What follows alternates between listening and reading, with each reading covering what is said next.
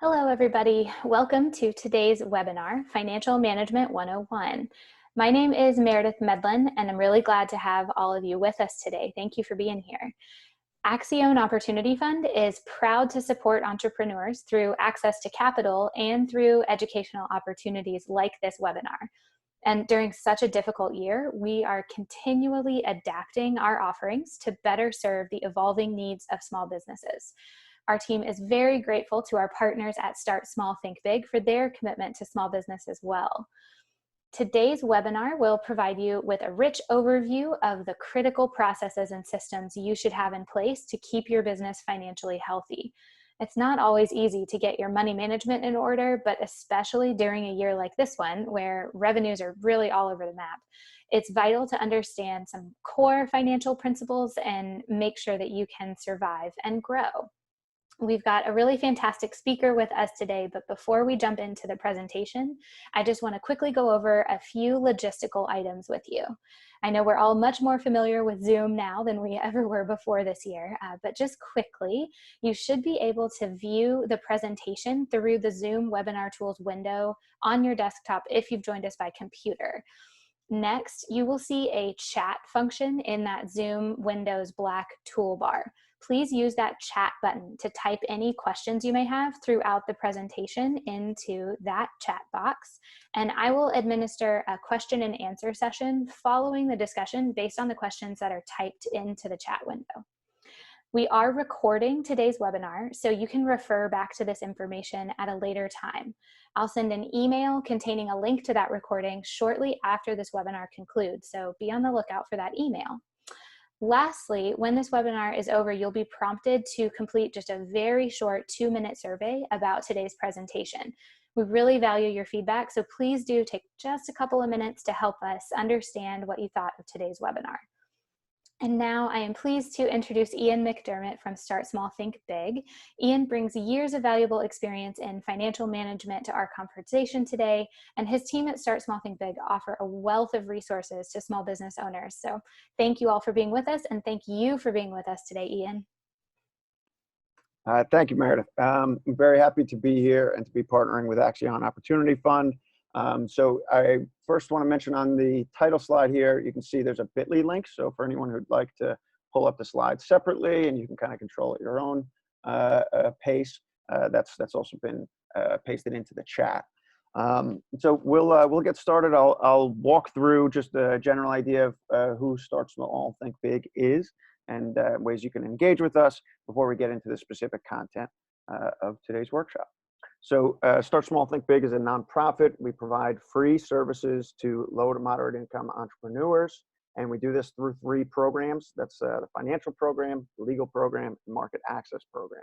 So there is full-time staff like myself who works one-on-one with entrepreneurs, as well as a large network of pro bono experts from our partners in these industries around the country. So we are headquartered in New York, and we have we had offices in the Bay Area, but we are now serving clients in most of the country for most services. Some of the legal services won't be available in certain states. We don't have volunteers who have specific state legislative knowledge, legal knowledge, but for the most part, if you're interested in our services, you should reach out. The general idea of what makes a client eligible for our service is easiest said by someone who needs the services and would not be able to afford them without our free services. So we look at a couple different criteria you can see on this page. We do only serve operating businesses, so you would have to prove some sales within the last 3 months. We do look at household income and assets as well. To make sure that our partners who are providing pro bono services don't feel like they're certain people who should probably be paying for their services. Again, completely free, all interactions with Start Small and our partners. You can see on our website there's a fairly easy application to fill out with some of this basic details, and then you'd be asked to just confirm some of that information through an intake and then have access to all services as needed.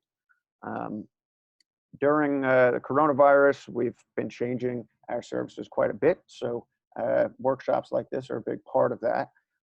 We have each of our team members and volunteers in these different industries are sharing either one-on-one or in group sessions like workshops, information around grants and loans, around legal concerns, whether that has to do with contracts, negotiations, landlords, and of course, in trying to adjust to an online economy, we have a marketing and sales channel that's helping with e-commerce as well. So on our website, you'll also find a number of resources, whether that's written out, slides, recorded presentations, or links to other resources and tools. But we have a number of workshops that you can attend throughout the week on our events page as well. And you'll also be able to see a different variety of the different businesses who we serve as clients. And if you become a client, that's of course an opportunity available to you to get showcased on our website and marketing. The things that we've mentioned so far are about becoming essentially a full client. But if you need immediate help related to the coronavirus, and that could be, again, the funding available, relief funds, which have, of course, changed quite a bit over the last few months, or things related to shutdown of storefronts, or anything else that's really been sparked by the coronavirus and its effects, you should reach out to us around this rapid response service. So we've been serving clients on specific, serving small business owners on very specific issues here in a limited scope. So this would not require you to meet eligibility criteria. You just tell us you need this, and we will try to get you an attorney or someone expert in your issue to work on it with you. So you can find that on our website as well. If you go through the application page, it'll give you the option to either apply for rapid response services or full client status. So within the financial program of which I am the manager, we really work with entrepreneurs on kind of these 5 pillars. So the top cards you'd see are kind of the infrastructure pieces. So with the infrastructure, we need to kind of start around business banking. And once we have clear numbers there, we can start doing bookkeeping and talking about what different systems are available for you. And those systems would be generating financial statements. And that's your profit and loss, your cash flow, your balance sheet, all of those really important to understand what's going on in the business. And those are the things that we're going to talk about today. And then we, on this kind of lower tier, can talk about growth strategy for the businesses, which is typically future looking. We're taking the numbers that we had from your past and your current business operations and seeing what they would look like under different scenarios. We're not going to talk too much about this today, but everything that we do talk about is really fundamental for you to be able to do the kind of projections and planning that might be necessary to either access capital through a lender, bring on an investor, or to be able to make the types of purchases where you feel confident that it's leading you in the right direction. So all this is part of the financial program's services, either delivered directly through our full-time staff or our pro bono partners. So specifically today's workshop, we are going to start off talking about the separation of business and personal finances.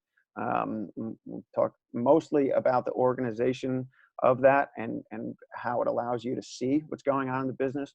But I do want to make clear some general liability considerations as well as some tax considerations. And that's where that next bullet point comes in.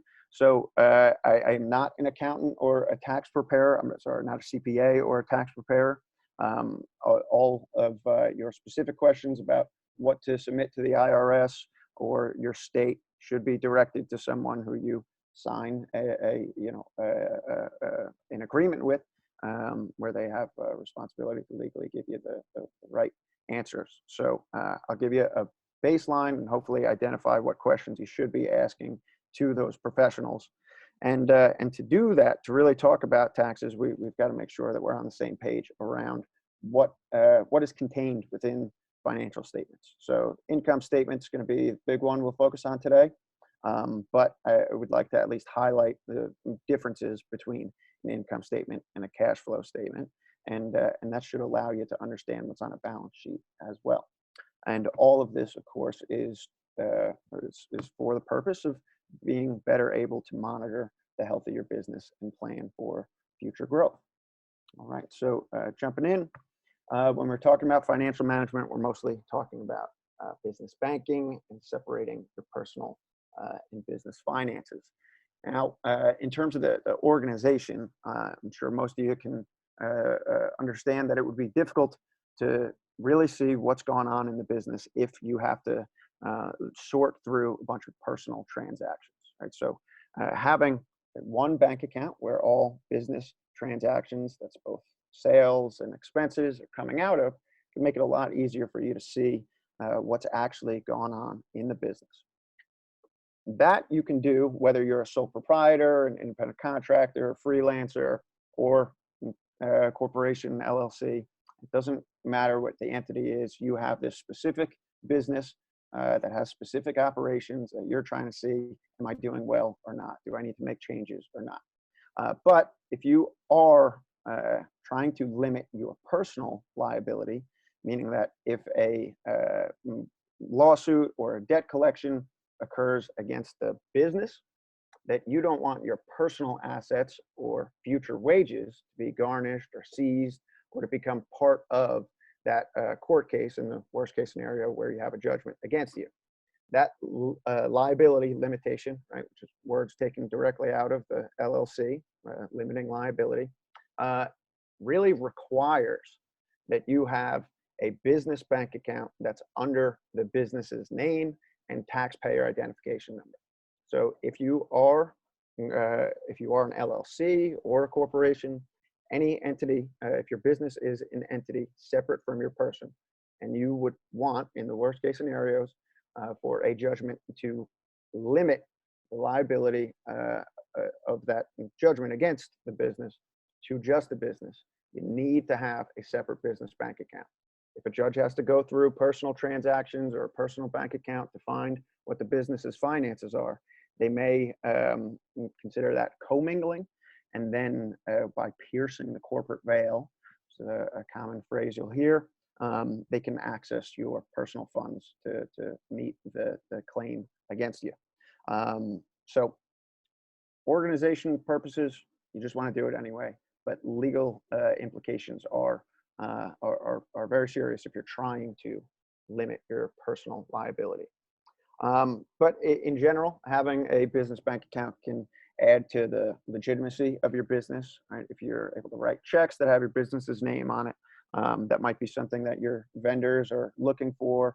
Other organizations you're working with might want to see that kind of extra step of legitimacy.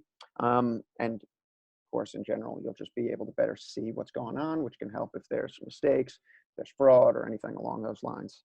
All of this that we talk about today in terms of the financial management practices, whether that's banking or bookkeeping, is just going to make things like preparing taxes or even loan applications or relief fund applications that much easier, because you don't have to sort through a bunch of unrelated transactions, nor would a tax preparer if you're sending them over bank statements that are just the business. If you're sending them over financial statements that are just the business, they'll have less need to charge you for additional hours to figure all that out. So if you are looking at opening up a business bank account, we're talking about checking accounts, savings accounts, or of course, hopefully eventually can qualify for credit accounts as well.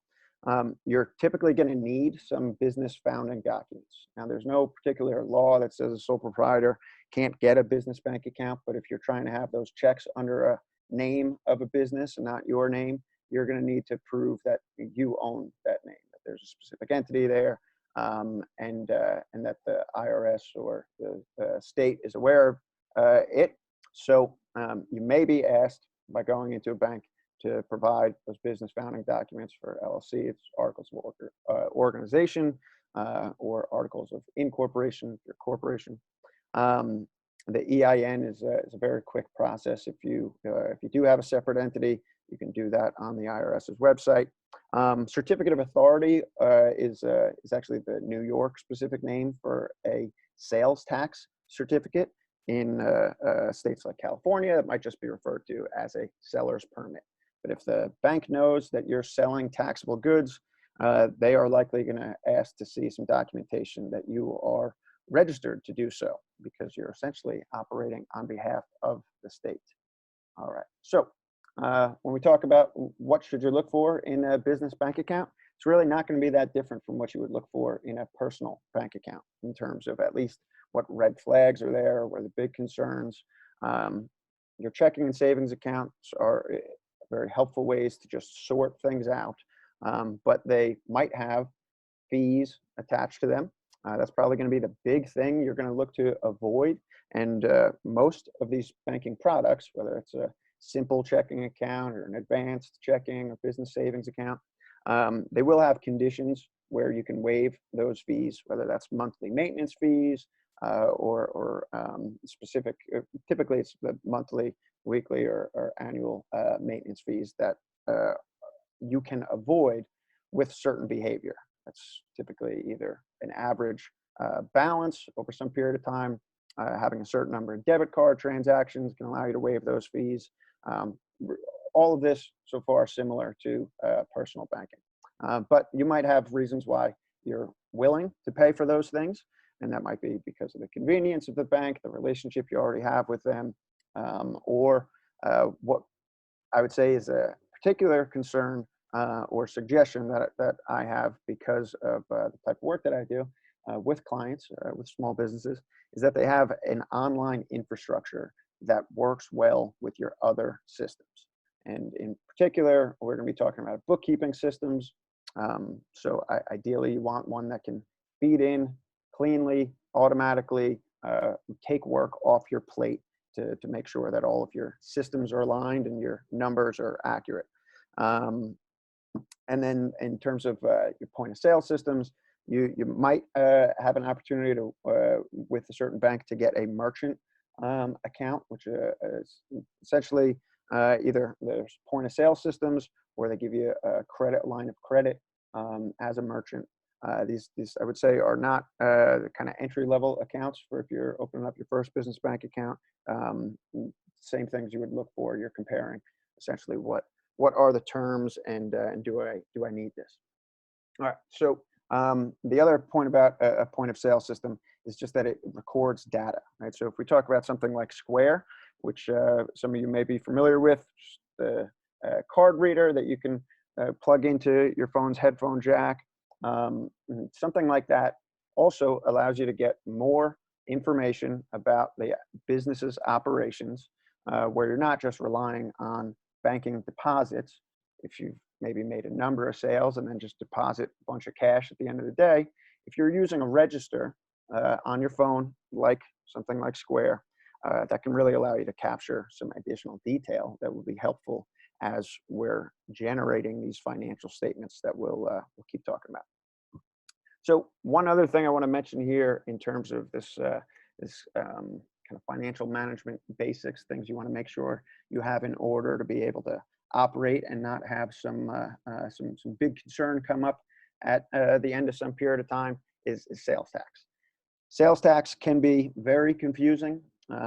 If you live in a city like New York, you know that when you go into one corner store, someone tells you that if you pay by credit card, you don't have to pay sales tax. Or if your purchase is over $10, you don't have to pay the sales tax. And those businesses continue to operate despite not having any basis in what the sales tax laws are. This kind of confusion and inconsistency of enforcement makes it hard for anyone to understand, or maybe it's because sales tax is just hard to understand, but does raise questions to how much risk anyone is actually exposed to if they're not following sales tax laws exactly. And that becomes extra confusing when you are doing online sales. which I know many people are right now, or at least have questions around. I don't want to spend too much time on this, but the general idea would be that you need to first determine where you have significant operations. Typically, this is just statewide. So if you're actually putting products together, you're actually sitting in a chair in a state, and when you make sales, you definitely have what's called nexus in that state, or you have substantial operations there. But there might be other reasons, there might be other states where you have substantial operations even though you're not actually there. And that might be part of your supply chain. You might be working with a manufacturer or co-packer in another state, or you might just have a lot of sales in one particular state. All of those could be reasons why you have nexus in that state. Even though maybe you've never even been to that state, you don't leave your home state. If you have nexus in that other state, that means you have to find out what their sales tax laws are. Each state has different sales tax laws. Some states don't even have sales tax. So you would, after figuring out which states you think you need to pay attention to, you would then find out the specific things that you're selling. Are these taxable? Generally, services won't be taxable, and generally products will be taxable. But there are a ton of exemptions and nuances about how you define what those products, what those services are, and whether they're taxable in these different jurisdictions. Then you're going to register, like we just talked about, seller's permit, certificate of authority, whatever your state calls it, and then you need to start collecting it. Now, using point of sale systems is going to be the easiest way for you to do that, because most of them will recognize after you set it up and you say, I'm in New York State and this is where I have sales tax nexus. Then if a customer purchases something from you out of state, their shipping address is out of state, then the point of sale system will recognize that and not apply sales tax, right? So you're not responsible for collecting sales tax in states or on sales to customers in states where you don't have nexus. And then your bookkeeping system can start to separate those things out, right? Just because you have $100 deposited in your bank account, maybe only 92 of those dollars is money that you can actually spend, while the rest of the 8 needs to go back to the state at the end of the quarter. And that's what you'll be doing in what's called remitting the sales tax you have collected, right? Because you are, as a seller of taxable goods or services, you are essentially a custodian of the state's money. When you make that sale, you're collecting the state's money, and then you've got to give it back to that state. Quarterly is typically how sales tax is required to be filed and paid, but for newer businesses, they likely won't require you to file quarterly. They might tell you that you only need to file annually. Whatever the state tells you in terms of being an annual or quarterly filer is what you can do. But I would say quarterly in general, whether we're talking about sales tax or quarterly estimated income tax, is a helpful way to make sure that you have the money that you're going to need to give the government at some point. So bookkeeping, which we've mentioned a couple times now, there's really not enough that can be said about the importance of bookkeeping. Yes, there are plenty of businesses that might survive just fine without knowing any of this stuff. I would say that's fairly lucky. Maybe that's a corner store in a very popular high traffic area that's figured out, or that just used some guidance on pricing and was able to stay profitable for decades. Certainly happens, but when I'm advising small businesses, I want to prepare them the best that I can, and there's no question that bookkeeping is a necessary part of preparation. So by being able to actually see what's going on in the business, we're typically talking about structuring these banking transactions, right? Your bank just sees deposits and withdrawals. We're structuring them in a way that we can see things like profitability, gross profit, as well as net profit. We're seeing differences in your cash flow, whether that's accounts receivable or accounts payable. Some of these phrases might not be familiar to you, but each of them describes a different part of how you could answer the question of how your business is doing. So in the case of one of those deposits, right, we use the example of $100 getting deposited into the bank account, where 8 of that is sales tax. Well, that $8 is going to show up in a different section than your profit and loss. It's not income. It's not an expense. It's actually called a liability. And we want to see that you only made $92 of income out of that deposit, right? And then your expenses, we can categorize those and start seeing what's actually getting spent for what reasons from your business. As mentioned, this happens automatically if you're using an online bookkeeping system. The categorizations, you determining what's what, is going to require a little bit of input and work from you. But once you set up these systems, the online bookkeeping systems learn, and it makes it easy for you to generate these financial statements. And all of this is just going to help you make better decisions, or what we would say more informed decisions about the business, hopefully narrowing the window of choices that you have and making you more confident when you do make decisions. As mentioned, preparing taxes, paying less for preparing taxes is all part of this. So what I want to focus on is the digital bookkeeping options, and really just going to talk about 2 today, although there are many. We'll talk about why I'm highlighting these 2 in just a second. But for one thing, if you're using pen and paper, or if you're manually writing things into a spreadsheet, there's just a lot of opportunity for human error. And it takes a lot of time, right? So if we can allow these electronic systems to start doing this work automatically, it can remove that element of human error. It can give you time to spend, or can give you back time for you to spend on the parts of the business you actually like, and the parts of the business that make you money, and allow the systems to do the math in the account. The other part of digital bookkeeping systems, and the ones that we're going to talk about today, are that they're cloud-based. So QuickBooks, for example, used to only be a disk that you would pop in, and it would be limited to whatever device you had uploaded that disk to. Now their prominent, or their primary product is an online subscription. Now, while that means you're going to have to pay monthly to access this program, it also means that you can access it from any online device, any internet-connected device that you can get to. So as long as you enter your username and password, you'll have the same books in real time from one device to another. It also allows you to share that access with someone like an accountant, a partner, or even just parts of the books, like logging in or clocking in to log hours of your employees. They can do that without having to see your bank accounts or anything like that. You can share limited access through different users. And as mentioned before, these systems learn, right? So they have a good bit of AI where they learn.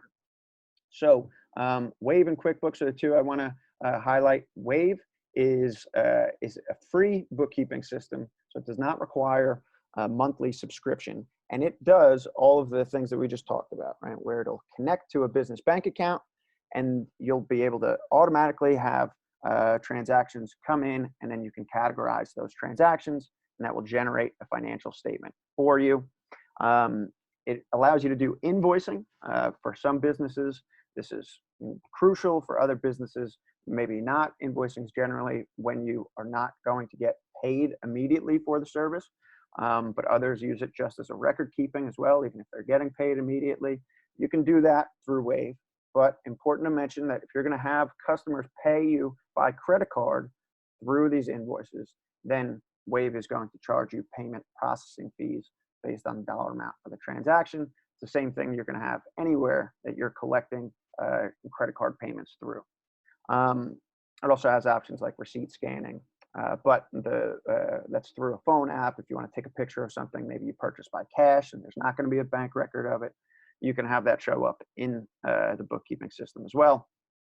And as we mentioned, the different financial statements will come out in here. They also have some other add-on fees that you can, or add-on services that you can pay for if you choose, but not a requirement. Many people use Wave without paying anything at all. And some of those are payroll. So if you're needing to pay W-2 employees and withhold taxes, you can let Wave do that for you as well.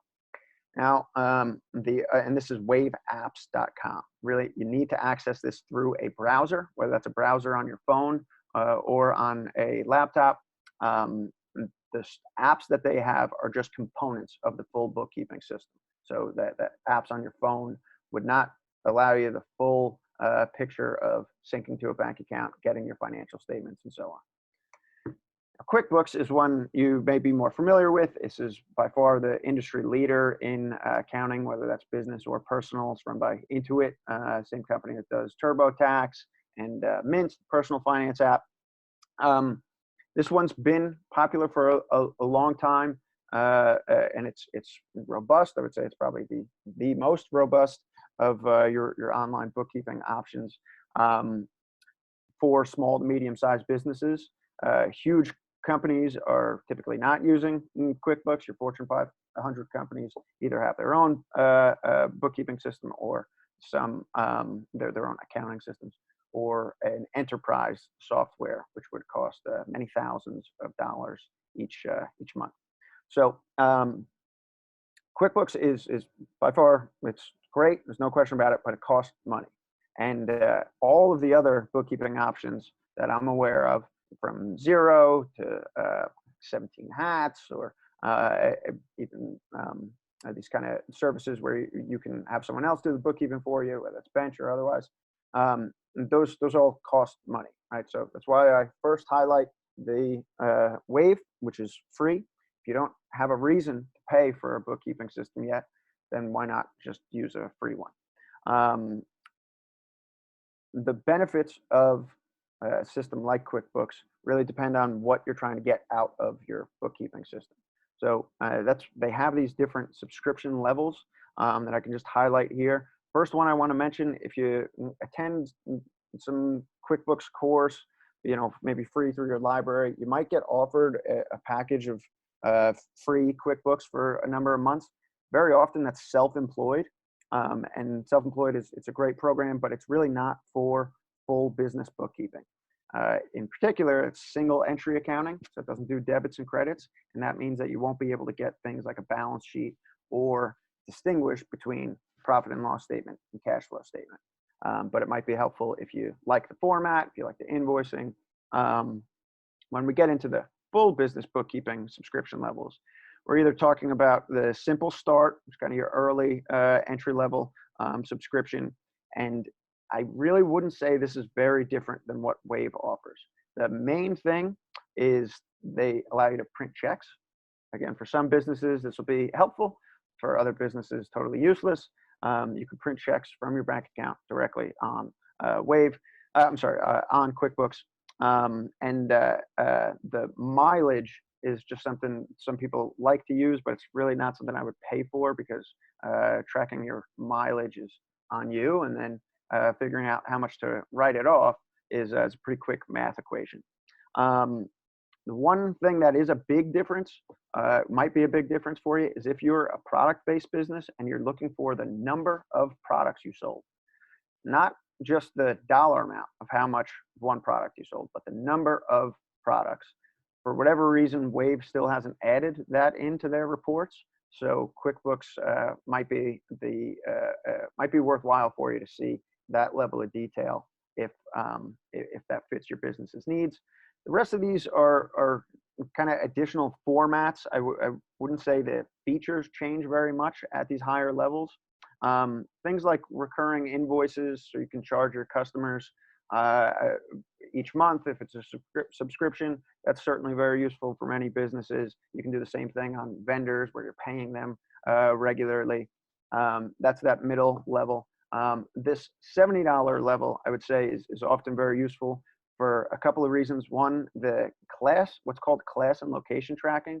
If you have multiple storefronts, you have a Bronx and a Brooklyn store, you want to see in separate financial statements what the profitability of those businesses are, you would need to pay for the $70 a month level to get that separated on financial statements. They can also do inventory tracking, see how much do you have on hand at any given point in time after you made a certain number of sales. It's not always the best way to do inventory. Inventory is pretty complex, but QuickBooks does have capacity if you're looking for just any system to get started on that. And project profitability, if you are maybe signing long-term contracts with your customers and then adding on a bunch of different expenses as you go through those contracts, project profitability can give you a closer look at that particular sales arrangement you have.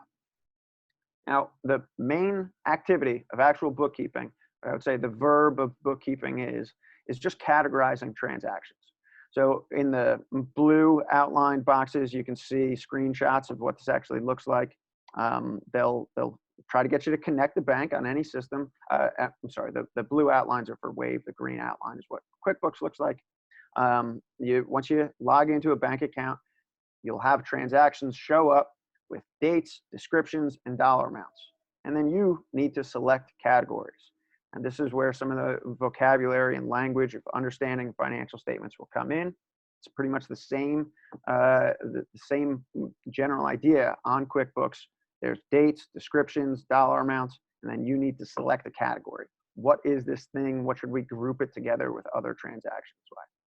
All right, and now jumping into some descriptions, the things that you need to separate out in terms of actual business expenses, and business expenses being regular and necessary for the operation of the business, are really around the frequency of these purchases.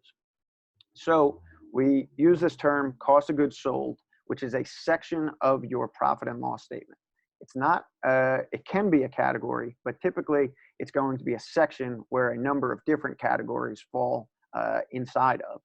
And cost of goods sold is what you have to pay for every time you make a specific kind of sale. So if you sell 0 of something, then you don't purchase these costs of goods sold. Now, in case of, let's say, a bakery business, those are going to be your ingredients, the chocolate chips, the flour that goes into production, maybe even the labels and packaging of how you sell those cookies. If you weren't going to make any sales, and you don't have to pay for this thing, then it's not. Then it is a cost of goods sold. Sorry, I said that a little confusingly. If you have to sell multiple, if you have to pay for the thing multiple times based on the number of sales you're making or producing for sale, then it's cost of goods sold. Operating expenses would be your other section of expenses or section of the profit and loss statement. And those just describe whatever else you need to operate the business. So this is often recurring monthly expenses like your rent or utilities, but maybe some other things that you just have budgets for, which are how much you pay for in transportation. Maybe some months you're paying for a lot of advertising or marketing. It can be any of the things that do not multiply with sales. So other language or synonyms for this: cost of goods sold, either be direct costs or variable costs, just synonyms for cost of goods sold. And operating expenses, often referred to as fixed costs or indirect expenses. All right. Now, this is important to know because if you're trying to pay taxes, there are separate sections for cost of goods sold and operating expenses. In general, when you do bookkeeping and you categorize your transactions, you are generating a tax document. Now, there might be a little bit of difference between the language, and if you'd like, you can go take a look at what a profit and loss statement for tax filing looks like. It's called a Schedule C for most businesses, it's just a profit and loss. And you'll see that they do have some language that they suggest for how you separate out these expenses or what you call them, but you don't have to do that in your own bookkeeping, right? Contract labor might not be a helpful phrase for you. Car and truck expenses might not be something you're paying for. So you should be comfortable changing the language in here. As long as you know this thing is a business expense, you can group it however it works for you to understand what's actually going on in the business and to help you think, plan, make decisions about the business. So if you're syncing your inputs, right, that's your actual bank accounts, your point of sale system. If you have to upload any, let's say, personal or transactions from personal funds or cash purchases, if you have all that in there, you'll be able to generate the documents you need for taxes. But most importantly, the things that you need to understand the business. All right, so this is a process. You first go in, you categorize what seems right, and then you look at what you generated and see if you should make adjustments to it to better understand what's actually going on in the business. So it's an iterative process. Now, that income statement that we've mentioned, also known as the profit and loss statement, or P&L, and which is the same exact document or the same exact structure as your Schedule C. This is kind of your primary financial statement. And it really tells the story of what the business's operations were within a period of time.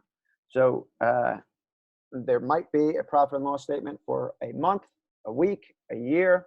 The example we have here would be an entire year, probably the most common way that you see profit and loss statements. And the structure of this statement is really critical in terms of the sections, at least. I often describe this, or I think it's helpful to visualize it like an old ancient Egyptian scroll, right? Up at the top, you're starting to tell the story, right? So the whole thing is telling the story of how your business did during this period. The first thing you see is what your sales are, right? We sold this amount of goods, a dollar amount. So in this case, $7,700 of sales. There might be some small changes to that. Maybe you earn some interest. There should be other income, other revenue. But you know what your core sales were, the bakery business, what you sold in this period of time. That's your top line number. The top line number then needs some additional explanation, because how much did it cost you to sell $7,700 in those goods? And that's where that cost of goods sold number comes in. So your ingredients, the things that you had to pay for based on this number, right? It's typically a direct ratio. For every $7,700 of sales, you likely have $3,000 of cost of goods sold. That tells you what your when you subtract the cost of goods sold from the revenue, that tells you what your gross profit is. And if you're watching shows like Shark Tank and Mark Cuban wants to purchase your business, it's probably going to ask about this gross profit before anything else, because it really focuses on the core of the business. They want to see every time you sell a cookie, how much money are you making off of just that cookie, right? Mark Cuban's not so much interested in how much you pay for storage or cleaning supplies or even rent at your location, because they've got a huge business and they're just going to plug your core product into their existing huge business, right? So the gross profit figure allows them to focus in on that small, really centerpiece of the business. Every time we sell $7,700, $3,000 is directly tied to that in expenses. But the business is, or you as the business owner, are going to be concerned with how much did you have to spend outside of those ingredients and direct costs. And that might tell you essentially how you were able to reach the customers who made all those sales. So your marketing and other recurring costs or one-time costs will show up in there. And now you've got an entire picture of what the business did during this period of time. Now, that $4,700 of gross profit might have looked good. And a lot of small businesses will only think up to this point. Will say, when I sell this product, it only cost me this amount to get that product out the door. But the rest of the business is going to tell you if you can even stay open. So seeing that almost all of that gross profit that is then spent on operating expenses means that they only have $230 at the end of the period to actually reinvest in the business. This shows up at the bottom of the profit and loss statement. It is your bottom line. That phrase comes directly from business finance. It's the bottom line of your profit and loss statement. This tells you, did the business make more than it spent in this period of time. All right. So importantly, that when we just talk about taxes, there's a lot in here. I don't want to spend too much time. You can refer back to these things. The bottom line number, your net income number, is most likely what you're going to be paying income tax based on. If you are an LLC or a sole proprietorship or a partnership or a freelancer, independent contractor, that net income is what passes through to your personal taxes and what you then pay income tax based on. Now, it doesn't matter if you kept that money in the business bank account or if you paid yourself out by check or anything like that. Pass-through businesses have to pay income tax based on all of their net income. And you all are going to file the same tax if you're a sole proprietor or LLC, single member LLC owner, freelancer, or anything like that. The IRS actually disregards your entity. The entity is just a legal thing at that point. They don't care about it for tax filing. So eventually you'll have to pay income tax based on your bracket, how much money you made in the period altogether. And the reason why you might be paying quarterly, if you're getting this type of income instead of being an employee for another business, it's because there's no one withholding income taxes or FICA taxes from your paychecks. And the government needs to pay for Medicare and Social Security. That's what comes out of FICA. So if no one else is withholding that for you, then you are responsible. And that comes out through self-employment tax if you're any of these entities. This is the most flexible way to start your business, right? As either an LLC, a sole proprietor, and then later on, you decide, I need different things. That's when you might look into a corporation.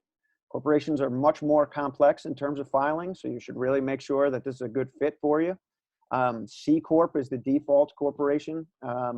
It allows you to, let's say, have different share types if you want people to be an equity owner and benefit from profits, but not have voting rights. That would be something that you can only do with the C Corp. It also requires a lot of information to be kept throughout the operations and then to be filed for taxes. And one of the downsides to it, which is often referred to as double taxation, is that the corporate tax gets the corporate profits get taxed, and you would get taxed as an employee of the corporation. All right, so if you're a corporation and you're the owner of it, you're almost always an employee first, or at least for small businesses, this is the case. And if you're an employee first, that means you have to be on a W-2. And a W-2 requires a bunch of different stuff. In most cases, it's just the same FICA tax, or on the baseline it's just the same FICA taxes, Medicare and Social Security. But W-2 employees in most states need to be covered under workers' compensation, disability, unemployment insurance. All those things can add up costs pretty quickly. The S Corp is one that's super misunderstood. People will tell you to be an S Corp because it'll save you money. Not unless you are making good money from your business. S Corps are still corporations, so they still have these informational filings, still have a W-2 requirement. And the IRS has this requirement that you are getting paid on a W-2 up to a reasonable wage. Very complicated thing I don't need to get in detail about, but it needs to be reasonable that you're paying yourself this much on W-2. And the reason they do that is because after that reasonable wage on a W-2, then you can take self-employment tax-free drawings out of business, right? So you can pay less tax on the money that you pull out of business. So what I typically say is that you want to look for around $60,000. This is just a very general guide, but if you expect your net income of the business to be around $60,000, if it's more than that, then you might benefit from an S Corp in terms of take-home pay. But if you are under that amount and you file taxes properly, which is as a W-2 employee, you're paying franchise tax in most states as a corporation, and you're paying the FICA and W-2 related costs, you're probably going to be paying much more at tax time than you would if you were just a sole proprietor LLC. So I would really say the general structure is more flexible when you're LLC and then later on become a corporation. Corporations have to dissolve before they can open up an LLC, but there's always benefits to each of these structures. All right. See how much time I know we're. So probably about 10 minutes left. So I'll just quickly, I've really talked about all these things so far. How tax time, you really need to talk to a professional. Some of the things to generally be aware of is that there is over the last couple of years, this qualified business income deduction of 20%. So maybe that benefits you rather than writing out each expense that you have. As long as these things are ordinary, necessary for the business, you can include them. But there's mixed ones that are a little more confusing. 50% to write off, include as a business expense. The other 50% personal and doesn't get included in taxes. That might be a safe cap, but you're going to need to defend these things if you were ever audited. So some things to generally look at, right? Your cell phone or vehicle. It's not under the business's name. You're going to look for some kind of combination of that. Meals and entertainment's very tricky. It changes all the time. If it's you want as much documentation backing up that these were for business purposes and you would not have paid for them if you were running a different business, if you were employed by someone else. That's what you want to be able to defend in an audit. Talked about rent miles. There's we talked about miles, which is a specific formula. Rent, also a specific formula. You can look these things up, try to figure them out yourself, but always talk to a tax professional. Just another note, people always say, oh, I invested in my business and that's a loan to my business. Most of that just doesn't have an effect on anything. But you should generally know that if you're going to tell the IRS that you've lent money to your business, they're only going to consider it a loan if there's clear contractual terms about repayment. The reason why it doesn't really matter is because repaying a loan is not an expense and receiving a loan is not income. So it doesn't affect your taxes anyway,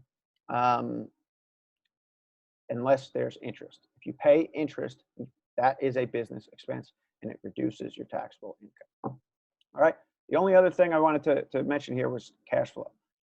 The bottom line of the profit and loss statement, I would call that net income.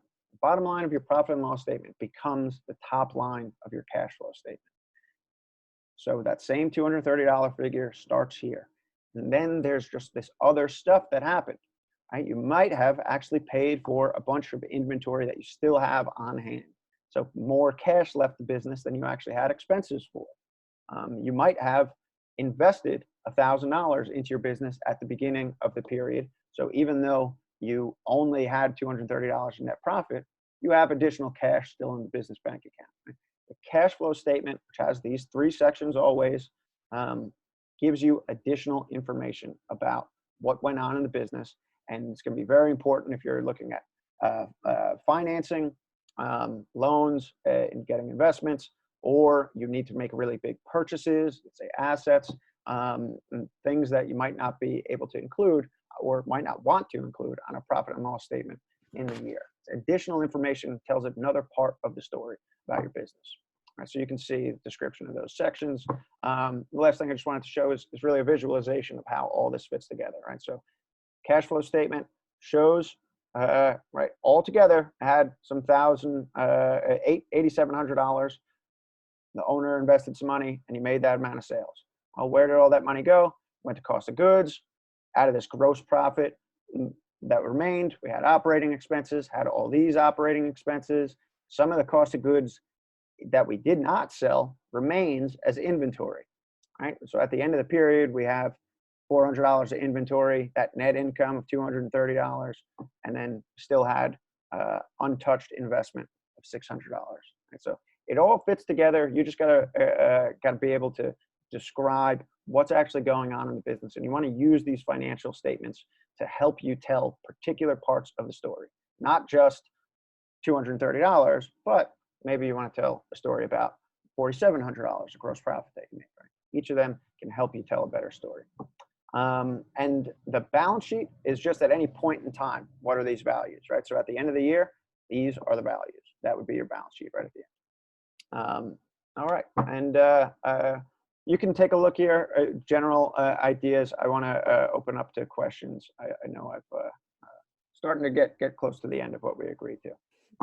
Well, thank you so much. And this information is super helpful. And I think the walkthrough of all of the specifics is just something that a lot of business owners don't usually get access to. So I know I've learned a ton already, and I really appreciate you taking the time to walk us through all of this. So we do have a number of questions in the chat, so I'll just roll right into a couple of these as we have time. A lot of them I think will be quick, just sort of clarifying some things you mentioned before. So the first of a couple of these quick ones here, for sales tax applies to both product-based businesses and service-based businesses. Is that correct? So it could. It really depends on where you are. Every state determines this differently. Actually, even in New York City, or New York City has different services that it does tax, where the rest of New York State does not tax it. So that's why it's really important to follow this. Don't worry too much about it until you first figure out where you need to worry about it. Gotcha. So yeah, that would be the general process. And then you look up at that state. Is my service taxable? But I would say most cases, if it's a really straightforward service, consulting, something like that, you probably do not have to collect sales tax on it. Okay. All right. And then we have a couple of questions about Wave specifically as a bookkeeping service. So we've got somebody who started using Wave about 1.5 years ago. Can she go back and add information from past payment periods can she add those things now? Absolutely. So uploading is probably going to be the way that you're going to need to do that. Most bank accounts, when you try to sync with either Wave or QuickBooks, only give a limited amount of information. So even if you've had that bank account for 10 years, they might only give you 1 year, maybe even 3 months in some cases.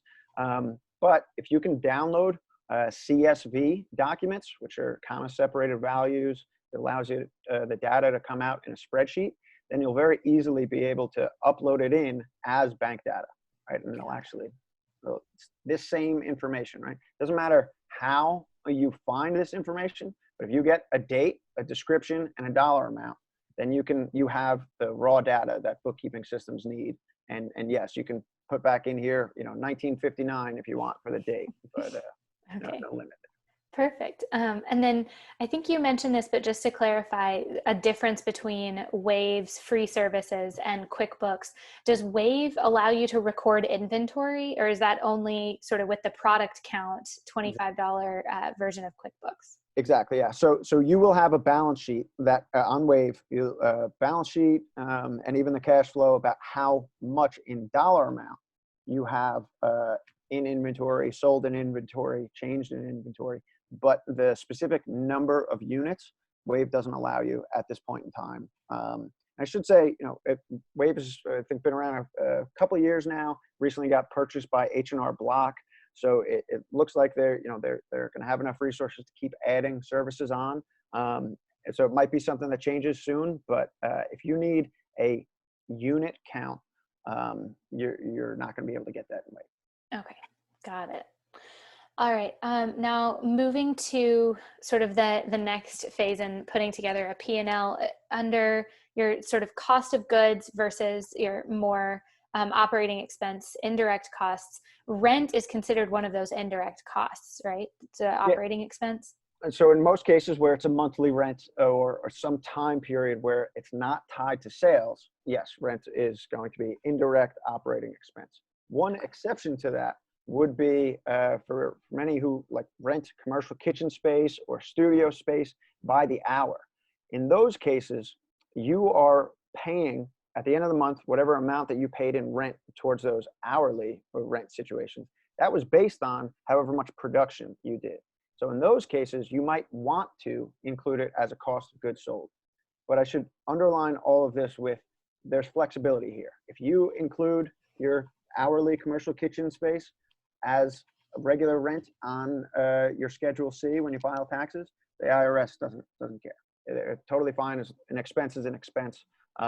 It might raise questions for certain types of businesses when, let's say, if you're a product-based business and you say that all of your expenses were operating expenses and you didn't have any cost of goods sold, that might raise a red flag for the IRS where they Mhm. then want to ask you more questions, but it's not inherently a problem. Okay, got it. I think that makes sense. They're sort of open to a little bit of flexibility based on what the business purpose is and kind of how it operates. Totally. All right. And then one last question that we've got time for here. Thank you all for hanging with us. We have somebody who's interested on financing their business. If you use personal funds, how Mhm. do you record that on your income statement or maybe on your cash flow statement? If you're separating your personal from your business, Right. where do you put that personal funds that you're putting in? Yeah, that's a great question. So anytime that the owner is interacting with the business financially, and that's either depositing money or drawing money out, the business is only concerned with that gate of entry or exit. And that's called equity, right? So it's the owner's position in the business is equity. And that's either owner's drawing or like I have here in the cash flow statement, it's called a capital contribution. I'm sorry, the contribution would be the owner's investment. And the opposite of that would be drawing money out of the business, or for a corporation, it would be called dividends. So in your bookkeeping system, you'll see in equity, you can categorize your transactions as instead of income, instead of expense, equity. And then it just says to the cash flow statement, this money's no longer in the business, this money's now in the business. And it doesn't necessarily matter which personal bank account it came from or anything like that.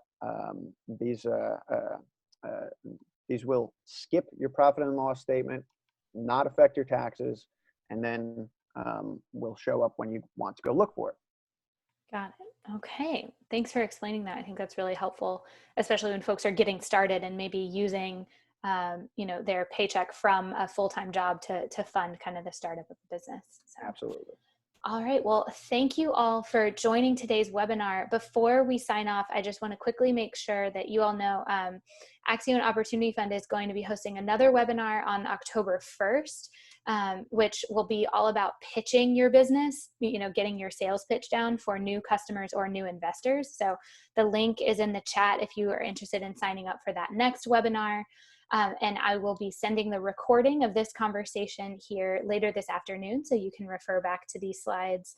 And so I really appreciate your time, Ian. Thank you so much for this really valuable information, and we'll see everybody again soon. Exactly. Thank you all so much. Really enjoyed being a part of this. All right, bye-bye.